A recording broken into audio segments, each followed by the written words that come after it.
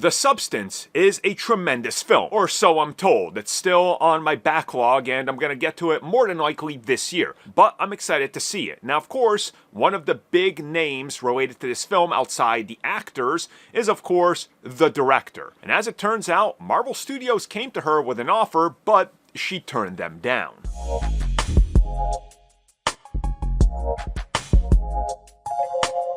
So the director we are talking about of The Substance, among a few other films I will talk about, is none other than Carrie Farghetta. And a lot of people now know her for The Substance, but if you've been on this channel for a while, chances are that you remember at one point I was a hardcore shill anytime we were talking about potential directors or great films for a film called Revenge. It was one of my favorite films of the year it released. She directed it, showed tremendous talent. It's a film that puts a woman in the center of a guy-run... That's all I'm going to give you. It is a brutal film. I highly recommend watching it. It's a film I've watched a couple times since, and it only gets better. It's an absolutely masterfully shot film. And I could see how, and that's why I talked about it way back in the day, because I said, get this director for an MCU film. Well, it turns out Marvel Studios tried. As a matter of fact, they tried right after it because she revealed that they tried to lock her in for Black Widow, among trying to talk to her about other projects. But at the time, she said she just wasn't ready, wasn't feeling it, and this wasn't something that she wanted to do.